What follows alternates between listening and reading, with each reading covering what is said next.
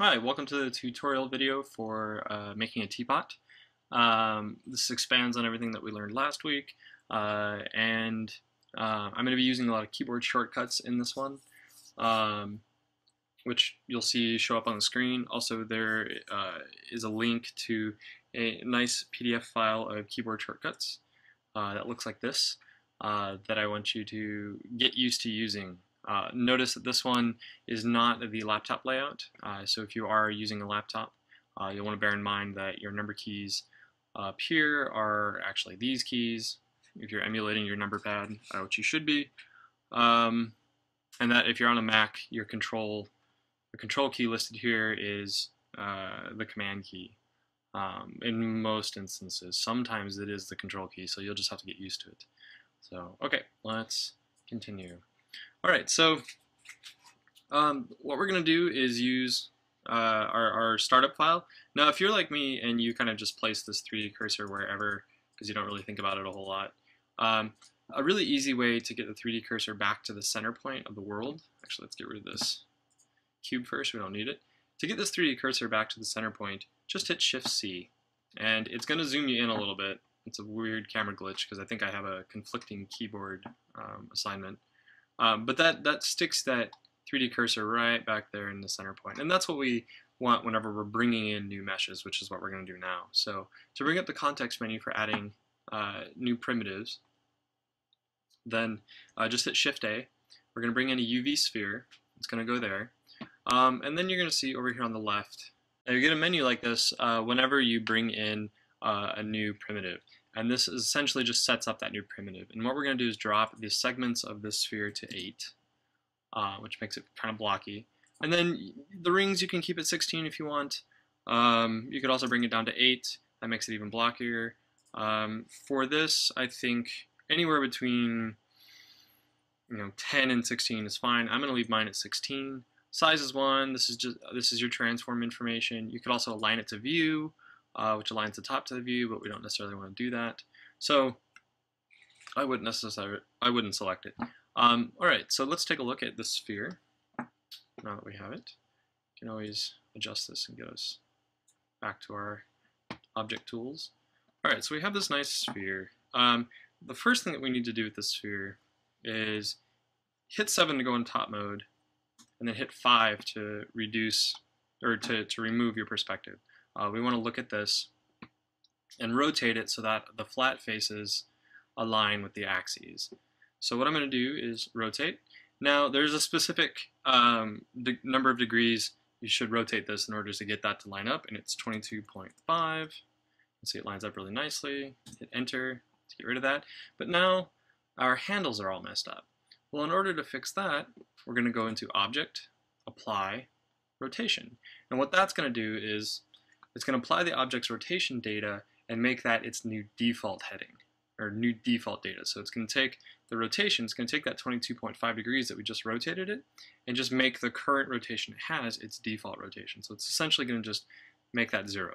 And it's going to line those handles up with the Y and X axis, which will make it much easier to do transformations. So just like that, you'll see that it clicks, or switches over. Also, you can check over here in the transform information. If you don't have this up, look for the cube along your modifiers. You can also, if you need to see more of that, you can pull it out and see more of it. Your transform data, as I mentioned last time, transform is just essentially a mathematical term for what are all of the orientation, what's all the orientation data of this object, and that is location, rotation, and scale. So where is it located in Euclidean space, how is it rotated in Euclidean space, and what is the scale compared to other objects. Now, there are no other objects, so we use default blender units, which is just 1. So, and that's default. The units are always subjective and relative to whatever program you're using. So regardless of whether or not you're using 3ds or Maya or SketchUp or Unity, it's always going to be 1 Unity unit, 1 3ds unit, 1, etc. So all right. Okay, so we've got our octagon sphere thing here set up. You can go back into perspective mode if you want to. Now we need to start transforming this into our teapot. Now there was a link to a teapot image. This is the image. You can go off this. You don't have to make it exactly like this. I just include it as a example image of a good teapot. The reason why we're making a teapot is that in 3D design, and not just digital 3D design, but in analog 3D design, so sculpture, the teapot is the shape that's hardest to make, but is often the most made. In ceramics especially, because it contains all of the major production methods and all the major shapes. You know, we've got a cylinder, we've got spheres, we've got a nice handle and curves, two parts. You know, it's just very well balanced. So and it's a good exercise to do to get used to using all these different tools. So make a teapot, make it look somewhat like this. It just needs to be recognizable as a teapot. So all right, let's keep going. Okay, so the first thing we need to do is the same thing we did with the teacup. We need to cut the top off so we can have that as a lid. Go into edit mode. Make sure you have your X-ray turned on. Deselect everything. And I'm actually going to go into non-perspective mode. And I just hit 5 and 3. 5 takes off the perspective. 3 aligns my view to the right. You can also hit period to center it if you want to. You don't have to. And then I'm going to cut it probably this top right here and take that as the lid. So there's a couple different ways we can do this. We have a couple different selection tools. I showed you the lasso selection tool, which is just right click and control. You need to be able to have a steady hand and do it. I've had too much coffee, so I do not have a steady hand. Okay. There we go. Make sure you have everything, which I don't. So if you don't select everything, you got to be careful about that. You can unselect everything. The other thing you can do is, besides the lasso, is the boundary selection. And that's by hitting B on your keyboard. It gives you this nice sort of cursor following thing. And then just left click and drag, and that'll give you a nice box. And that selected everything that I wanted. The other one we could do is circle selection. And that will just select, like since we're on face mode, it's going off these points for the face. It's just selecting all of those. You can even like hold the mouse button down and drag it, and it will select all those. You can right click to get out of it or hit escape. At any time, if you have a tool select, you can always hit escape to get out of that tool if you don't want to use it anymore. So I'm just going to go back to the boundary box. All right, I'm going to select that. Shift D to duplicate it. Let's move it off to the left here. All right, and then let's cut that top off again. X, delete the faces. Oops. So you notice I had that selected. Careful, make sure you know what you have selected. You're not trying to go too fast like I do. So just delete all the faces. That's going to give us a nice hollow shape. I'm actually going to move this guy over a little bit more. Just get him out of the way. Okay. All right, so once you have all that selected, select just your sphere. And then we're going to do the same thing we did with the teacup. We're going to extrude, turn off the Z-axis snap, and then we're going to scale, and we're just going to scale in, and that's going to give us our interior sphere. That gives us a nice depth, and you can see that the orange is that sphere on the inside, and that's going to give us some front faces on the inside. I'm going to pull it up just to align it. That's up to you whether or not you want to do that. That's how I am. Bear in mind that I'm also going to flatten this bottom like we did with the teacup. You can do that before or after you scale it in. Again, that's up to you. But give yourself enough thickness if you decide to do it before to flatten the bottom, which I have barely enough. So I am going to scale it in just a little bit more and then move it up. Just looking for that. I'm looking for that top orange line to disappear, which tells me it's completely lined up with that top. So, okay, that gives me a nice thickness because I'm going to take this bottom part now. Oops. I'm going to take this bottom. Let's go here. Actually, let's change into our vertex mode. I'm going to turn off X-ray. And then the quick way of changing into vertex mode, instead of coming down here and hitting these buttons, is to just hit Control Tab, and that gives you your context menu. It gives you a nice little pop-up. So I'm going to select vertexes. Then I'm going to go back into 3, center my view, zoom in a little bit, line it up. All right. Now that we have vertex mode selected, we can just grab your bounding box. Oops, you're going to want X-ray on when you do that. So you select everything, and just drag that up. All right, and then be careful what you select.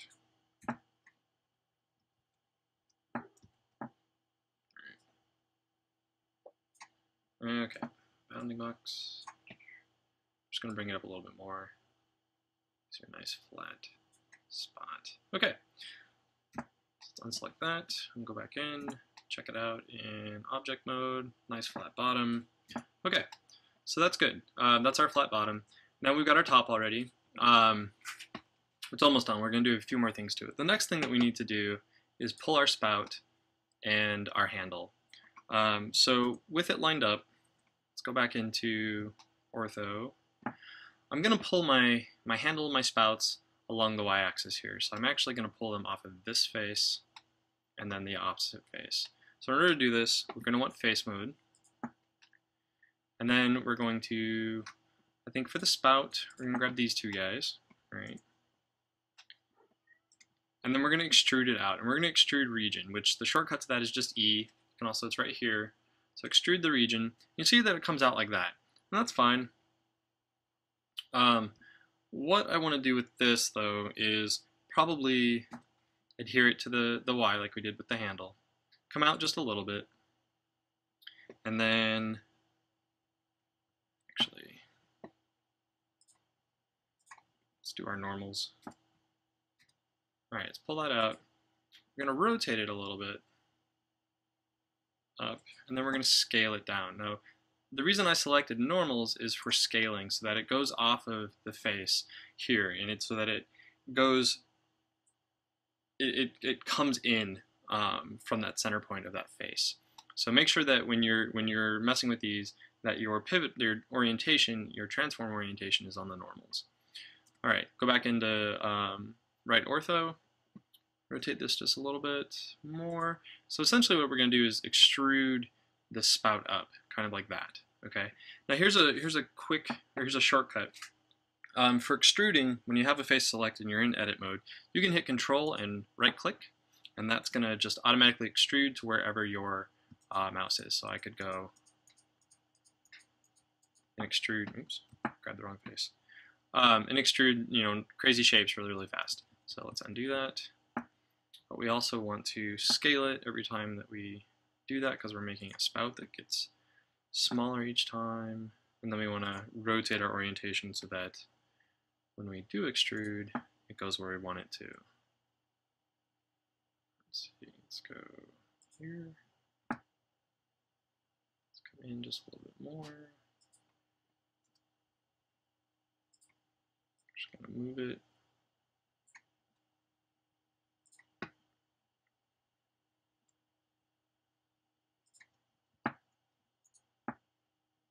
Probably a bit much, but if you have a teapot at home, you'll notice that on teapots, bring that image back over, on teapots the spout is always above the water line, and that's so that when this is full of water, the water is going to come up through the spout, but it doesn't overfill. So we're going to want this spout to kind of come up a little bit above the water line. You don't necessarily have to make it as thin as I've made that one. Again, it's totally up to you. And scale that guy down just a little bit. It's not necessarily the best spout, so I'm not happy with it. I'm going to undo it really quick. Let's come down here.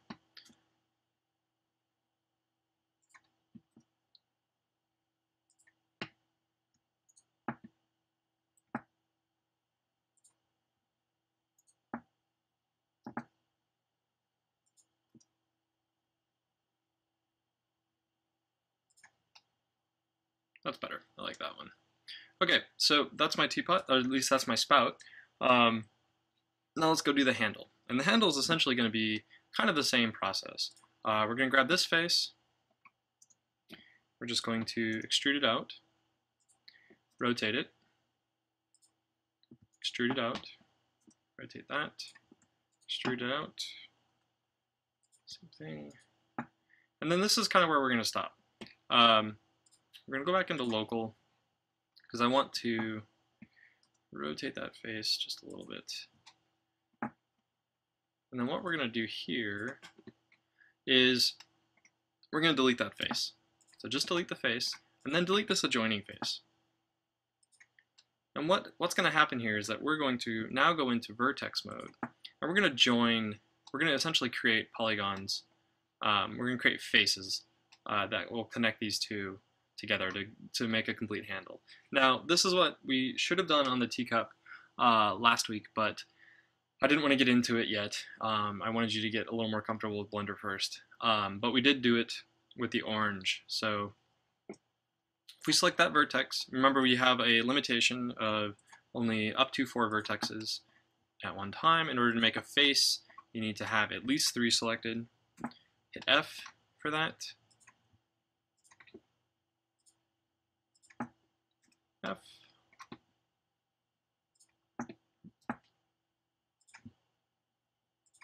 And this is a really nice feature. You're going to use it a lot. I know I do.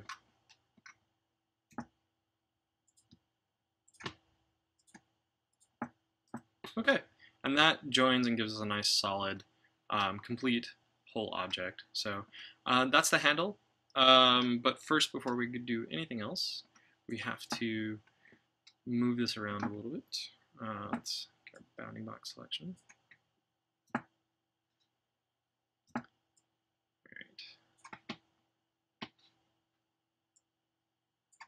Oh, X-ray mode. Always make sure you're in it whenever you're selecting stuff. It's one of the mistakes I always make. Always.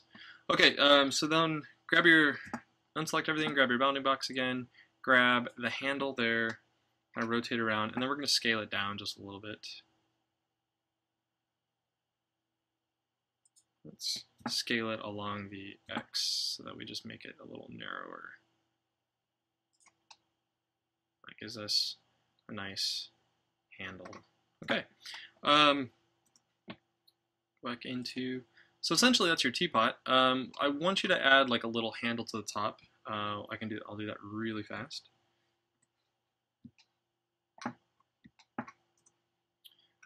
Circle select, grab all of these vertices, and I'm going to rotate around, extrude up, extrude again, but then extrude again, but then scale that out. And scale it in, scale it out gives you something to hold on to. It's a little fatter than I want it to be. And that gives us a nice little lid for our handle. The other thing that we didn't do, and I need to do it before we do that, is, again, we have back faces here, so we need to select all of those vertices. Probably need to do that in X-ray. Select all of those vertices, scale down, oops, extrude down, and that will give us an interior face and thickness just like we did with the teacup and the teapot. Pull it down if you want to line it up. Okay. Turn that off, come back up, circle select just that guy, extrude it up along the Z, extrude again, scale that out.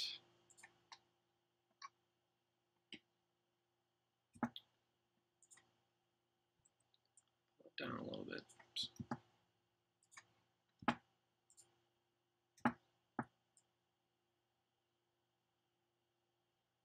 Okay, line that up. That gives us a nice little handle for our lid. Pull your lid over. Line it up. Now don't set it on top. Just kind of pull it up. I still want to be able to see inside. On any of the screenshots you take. Now, a bunch of you, and it was great, did renderings last week, and that was awesome. I was really happy with that, and a lot of you played around with it and got used to and just sort of experimented with different features of Blender. That's amazing. I'm not requiring you to do rendering yet. We're going to touch on rendering later. For now, just take screenshots. There are links to how to take screenshots on all three major platforms, Windows, OS 10, and Linux. So generally, find whichever applies for you. Just take screenshots and submit the screenshots for the assignments. You're not required to do renderings. You're not required to add materials. You're not required to do textures. Again, those are things we're going to touch on later. For this class especially, we don't really get into too much of the craziness in materials and texturing. That's for the, let's see, 104 class? Oh wait, this is 104, sorry. The 103 class. The 103 class is Intro to Digital 2D Design, so that's more applicable to them. But one last thing that you can definitely do, come back into object mode, and if you come over here to the right, where we have all these different tabs, these different properties tabs for the object, we're going to go into object modifiers, and we're going to add a subdivision surface modifier. And what this is going to do is it's going to add more surfaces or subdivisions to the surfaces, and it essentially smooths it out. And there's two different what am I trying to say? Oh, two different adjustments you can make. How many subdivisions do you see while you're editing, and then how many subdivisions does it render when you take an image? And generally for lower end machines, you're going to want to leave it at 1 and then render whatever you want, because it's not going to affect your performance. It's just going to take a long time or not. But if you have you're fairly confident that your machine can handle it, then make them equal. You can even add more. 3, 4, 5, 6. Gets pretty high and pretty smooth, and that will just affect. You can see it's starting to affect mine. So I generally work around 2 or 1 because that doesn't affect me at all. So do that, and you'll see that it smooths you out quite a bit, and it'll smooth your model, and it looks really nice. Okay, so that is how I want you to do your teapot this week. You can go off of this image. You can make a really basic one like I did. But you just need to make sure you have a lid and a handle and a spout, and you don't have any back faces showing. Your spout doesn't have to be hollow. You can make it hollow if you want to. That's pretty easy if you just sort of extrapolate what I showed you and how I showed you to make the front faces on the inside of the teapot and the teacup. You can easily apply that to that first face you extrude out for the spout down here, and then once you just extrude that outside edge, it'll stay hollow. Okay, so don't forget to send me your Blender files at the end of the week, in addition to posting screenshots, and I hope you have fun with Blender.